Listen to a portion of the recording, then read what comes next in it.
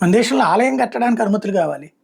లేదా ఆలయ నిర్వహణకు అనుమతులు కావాలి. చుట్టుపక్కల ఉన్న పబ్లిక్ ఎవరైనా అబ్జెక్షన్స్ చేస్తే దాని మీదన రెవెన్యూ డిపార్ట్మెంట్లు ఇన్వాల్వ్ అయిపోతాయి.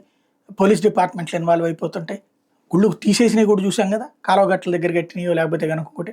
అదే ప్రాంతంలో మసీద్ జోలికి పోలా, చర్చి జోలికి పోలేదు. ఇదే పరిస్థితి ప్రపంచంలోని వివిధ ప్రాంతాల్లో కూడా, యూరప్ దేశాల్లో కూడా ప్రజాస్వామ్యం పరిఢవిల్లేటటువంటి దేశాల్లో అక్కడ ఉన్నటువంటి మతాల కంటే కూడా ఈ మైనారిటీ మతాలకు సంబంధించినటువంటి వాళ్ళకి ప్రయారిటీస్ ఎక్కువ ఉంటాయి. దాని ప్రాబ్లం ఏమైపోతుందంటే వీళ్ళు చివరికి మైనారిటీలు అయిపోతుంటారు. బట్ ఇటలీ కాస్త ముందుగా మేల్కొంది. ఏదైతే బ్రిటన్ లాంటి చోట్ల జరుగుతున్నటువంటి పరిస్థితులు, యూరప్ దేశాల్లో జరుగుతున్నటువంటి పరిస్థితులు, శరణార్థులుగా వచ్చి అక్రమార్కులుగా నివసిస్తూ ఆ పైన అక్కడ తమ మత ప్రార్థనల కోసం అంటూ ప్రార్థనా స్థలాలు నిర్వహిస్తూ నిదానంగా రోడ్డు బ్లాక్ చేస్తూ ఆ పైన అక్కడ జరుగుతున్నటువంటి చర్యలు ఏమవుతున్నాయో చూస్తున్నది. కాబట్టి ఇటలీ మాత్రం కేవలం 6 మసీదులకు పర్మిషన్ ఇచ్చింది. బ్రిటన్లో ఎక్కువగానే ఉన్నాయి. అదే సందర్భంలో జర్మనీలో అయితే ఏకంగా 2750 మసీదులు ఉన్నాయి. ఇంగ్లాండ్లో 2000 మసీదులు ఉంటాం అన్నటువంటిది స్పెషాలిటీ.